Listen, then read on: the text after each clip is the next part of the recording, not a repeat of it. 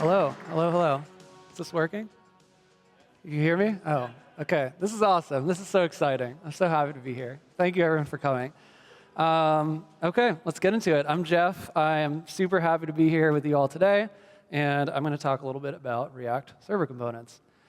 Before we get too deep into it, just a brief history about me, rewinding about 5 years of my career. I was at HashiCorp, starting a team at HashiCorp that built their public websites, so documentation, event sites, marketing sites. And that was kind of what originally got me into Next.js in the first place. HashiCorp was about 200 employees or so when I joined, and over my 4 years there, scaled up past 2,500 employees, which is crazy, and went public. And so scaling up very quickly and aggressively was a really important part of how we needed to architect the apps there, because we knew that that was sort of the trajectory. And we ended up investing pretty heavily in Next.js and its architecture to help us with that. Last year, I made the jump over to Vercel, where I managed the Next.js team and its roadmap through the release and delivery of Next.js version 13.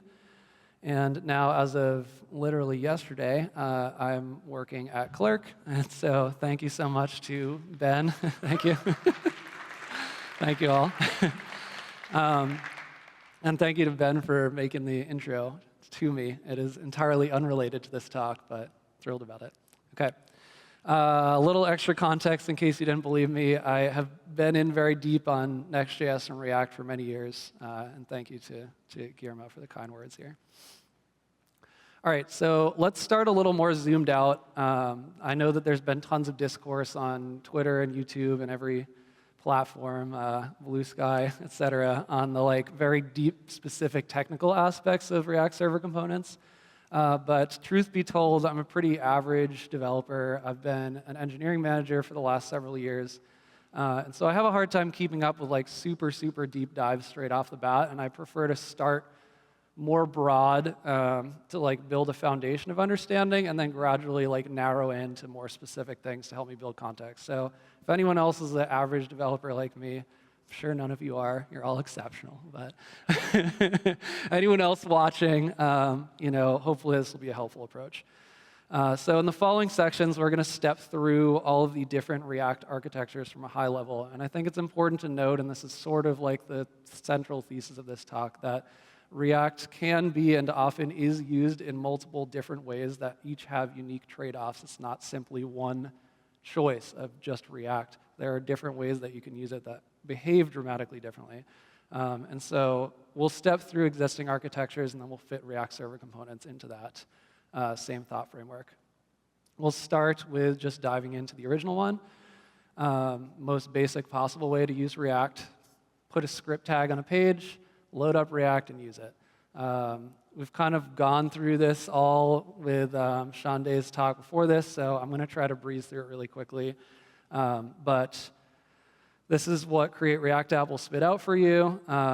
SPA, single page app. The way that's typically used is you return a single HTML page. You set up some proxy, Nginx, something like that in front of your web server. You make it redirect every route back to serving the same page, and then the JavaScript loads in the browser, and it reads the URL and then figures out what it wants to render on the page. And that might look something like this. Sorry if it's too small, but regardless of the route, you get the same thing back every time. JavaScript's responsible for everything. So downsides, again, we've kind of walked through this, so I'm going to try to move through it quickly, but SEO is bad. Initial load is slow. No HTML comes out on the page, and so crawlers don't have anything to read, and they see a blank page. And since you require the HTML to be loaded, the JavaScript to be parsed, executed, and flush changes to the DOM, it takes a while for the first thing to actually show up. Cool. Next up. SSR, also already talked about this, so I'm not going to go too deep into it, but effectively take the initial state on the server, render it to a string of HTML, send it through. This is great because it eliminates the downsides of client-only React in that you get HTML on the page. So crawlers can read it, search engines can read it, and the initial load time is faster in a way. Downsides here are effectively it's more complicated than client-only React, but that's a real serious downside. And I remember when this first came out, I remember seeing like blog posts about like Airbnb like doing server-rendered React and like Facebook doing server-rendered React, and it was like this big like inaccessible thing because it was so difficult to set up. And over time, frameworks like Next, Gatsby, Remix came out and made this all easier and more accessible for individual developers or smaller companies to use, which is cool. However, it is still more complicated, for sure. And here's my trigger warning. Sorry, I was a little late on the trigger warning. I'm sure that many of you have seen this type of error.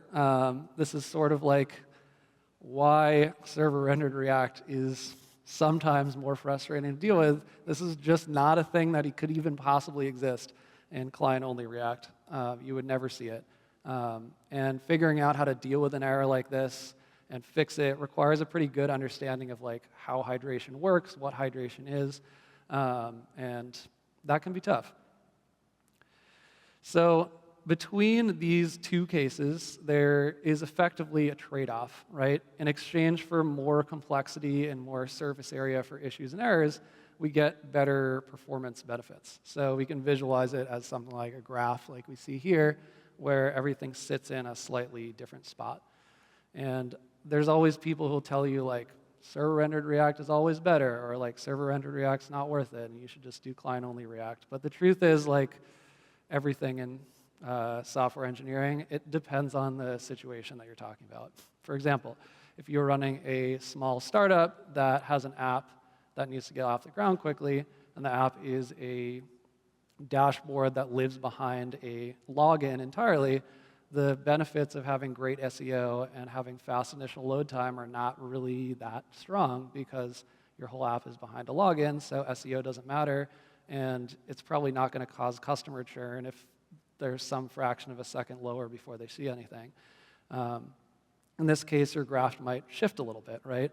The same complexity is present for the architecture, but you get much less benefit from it, and so it might not be worth investing in. On the other hand, if you expect to make some dashboards public or make user profiles shareable, or if you're making something like a marketing page where the SEO benefits and the initial load time are super critical to its success, it changes the graph up in the other direction, where the benefits become much higher relative to the complexity. So doing a marketing page on pure client React is probably not that great of an idea. It's also worth noting that the complexity of an architecture is not like a hard set thing. It can change over time, and tools and frameworks can help to reduce complexity while retaining the same benefits, like we talked about a little bit earlier. And so frameworks like Next, Gatsby, Remix, et cetera, have effectively already, for server-rendered React, shifted this curve over to reduce the complexity and make it accessible to more people, which is great. So there's my thought framework. I hope this is helpful. Let us talk about where React Server Components sits on the spectrum, and I'll let you all speculate for a brief moment in case you want to verify your guess. I don't think it's going to be too hard. There it is. It's more complex. It offers more performance benefits. And I think, again, it's super important not to think about React as a single architecture choice, but as now 3 different architecture choices that you can make that all have different trade-offs depending on what type of app you're trying to build. So let's go back to profiling upsides and downsides in the way that we did for other things for React Server Components.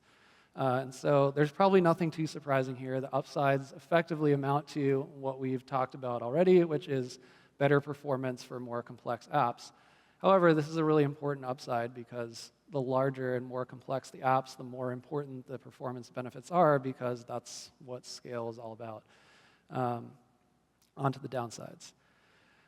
Same kind of TLDR. The downside is largely it's more complicated, but we can get a little bit more specific on these things, and we will in a moment. For example, with client-only React, there was only one rendering environment, which is the client. With SSR React, we added a second rendering environment, which is client and server, right? Renders on the server, hydrates on the client.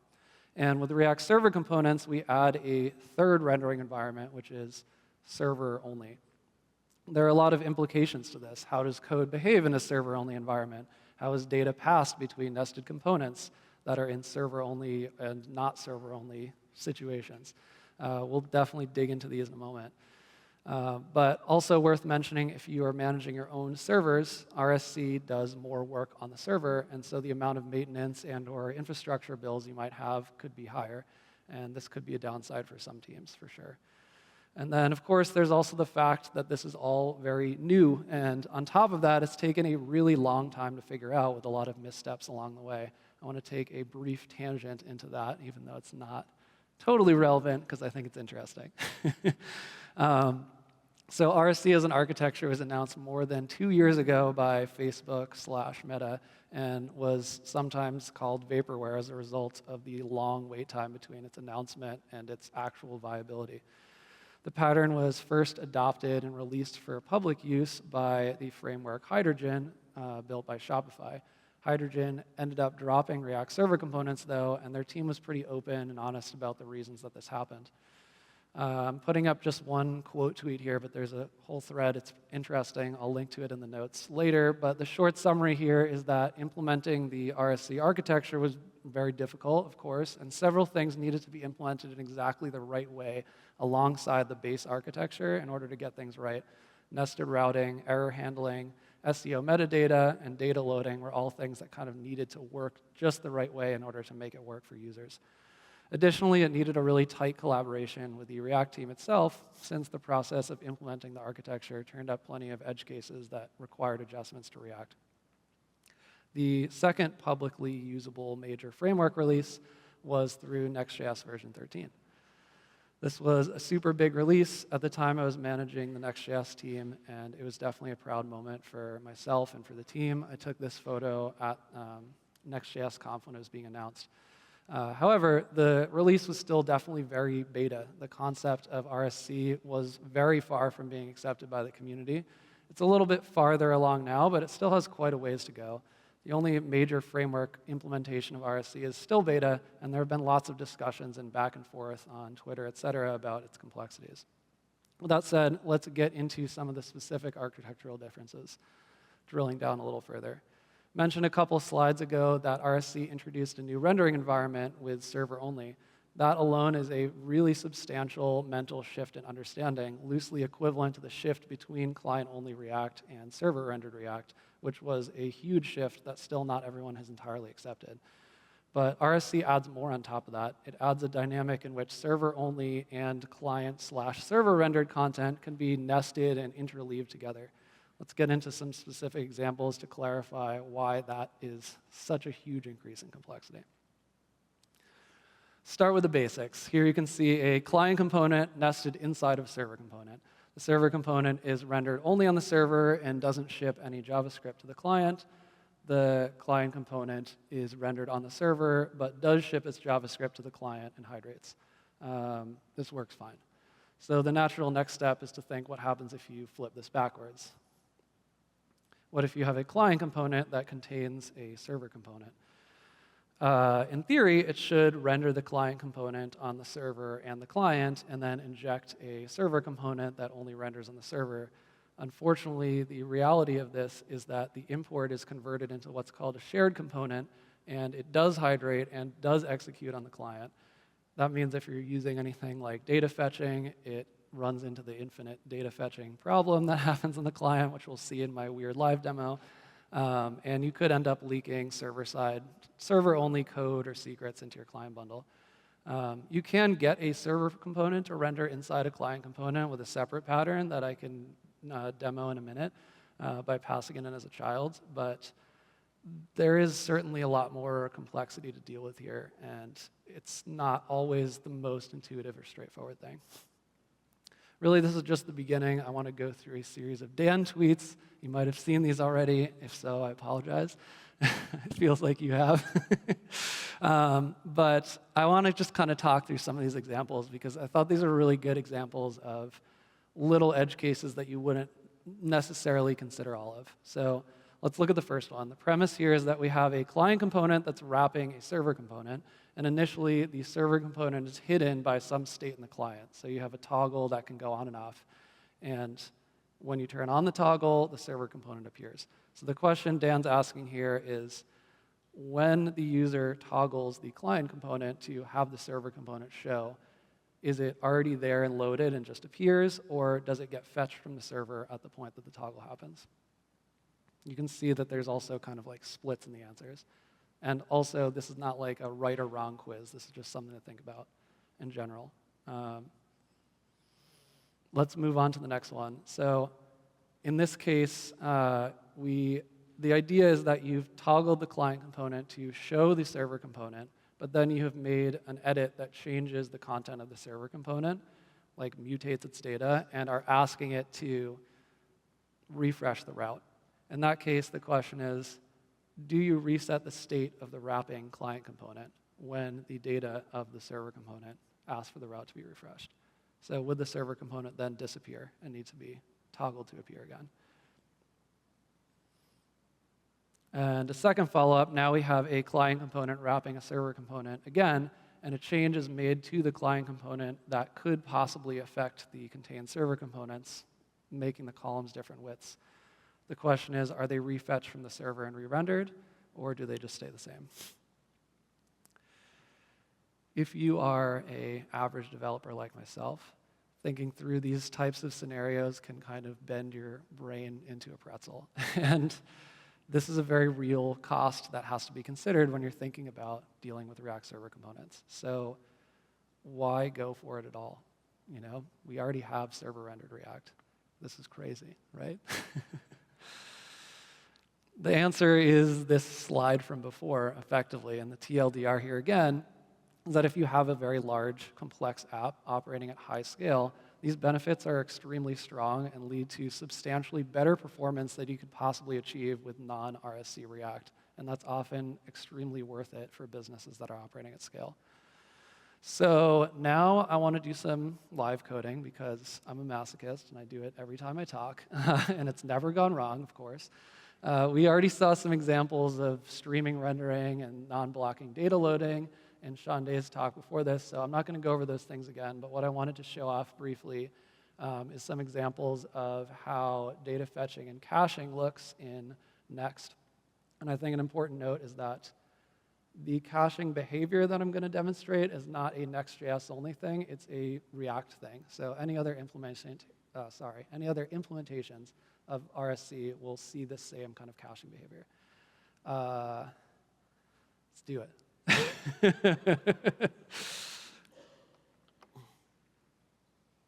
All right. Have we swapped? Ah, beautiful. Okay, so let me run you through what I've done. I have a page that fetches from a local API endpoint, and it takes the data and it renders it. And the local API endpoint that I've made makes a request to the Pokemon API, because Pokemon are great, and it fetches a random Pokemon from the API every time. And that's it. So let's see what it looks like. Here it is. Isn't that beautiful? Why is nobody clapping? There we go. So I'm going to refresh this page a couple times, and you can see the little thing bouncing in the top left. Every time I refresh this, nothing changes. What's the deal with that? You saw the API endpoint. Every time I was fetching a random one. So how come on this page I get the same one every single time? The answer is because of the caching structure that's built into React. React provoked wide outrage in announcing that they had patched fetch.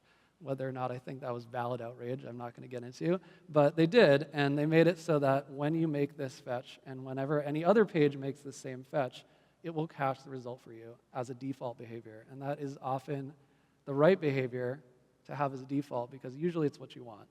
In this very specific case where I've purposely created an API endpoint that changes the result every time, it's not exactly what I want. But I can quickly adjust it by adding a cache option into fetch, which again is a React thing of no store. So let's see what happens when I change that. Look at that, it's already updated.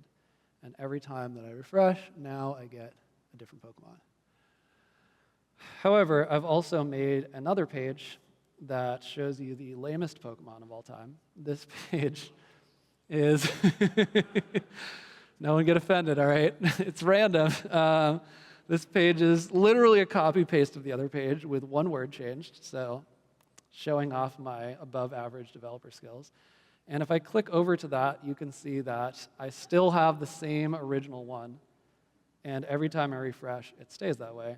And on top of that, when I click back to the greatest one, we don't get a refresh every time because we haven't asked the component to re-render. We've just changed the route. Kind of interesting. If I uncomment this here, then we get, after a refresh, a change every time. But again, when we change the routes, it doesn't make a fresh fetch every time the route is changed. OK, running out of time. So the last thing I wanted to show here is what happens if you make this a client component, which some of you may have already experienced. But if you haven't, it's a wonderful thing of the world. So it works. However, if I open the network tab, you can see that we have a small problem called it's infinitely fetching it. I just think that this is special, you know? So I wanted to show it. That's the end of my demo.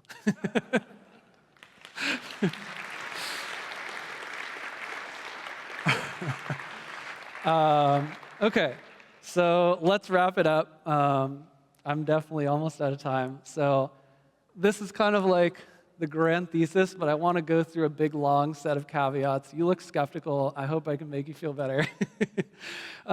If you're working with pages that don't need to load data or are loading data all at once from a single source, you probably won't be getting the most out of React Server Components upsides.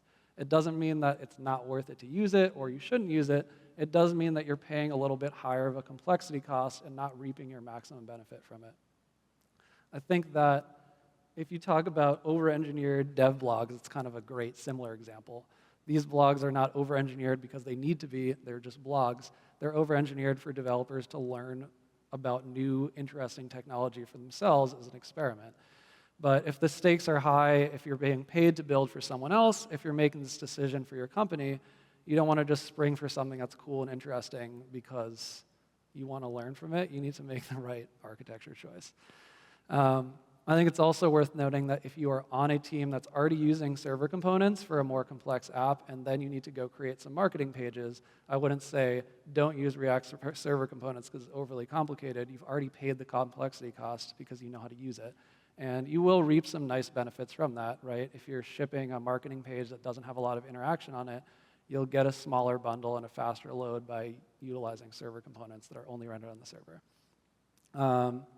That being said, my general case here is RSC is primarily good for apps that are either currently quite complex and high scale or ones that are aiming to become that way. For example, a VC-funded startup app might not be that complex right now, but since it's venture-funded, the explicit goal for it is most likely for it to scale up and get big and complicated. And so you still need to consider that when you're making your choices, not just is it currently complicated, but is it planned to eventually become complicated? And if so, you probably would benefit a lot by looking into this. And of course, this is still early stages. Frameworks are always trying to drop the complexity curve down as well, and we're really just at the most early beginning phases. And so we can expect a lot of improvement to be coming down the line. So don't be discouraged if something doesn't work out like the crazy client loading waterfall. These things will be resolved, and they will be better for sure in the future. That's all. Thank you so much for bearing with me through this. And I love you all.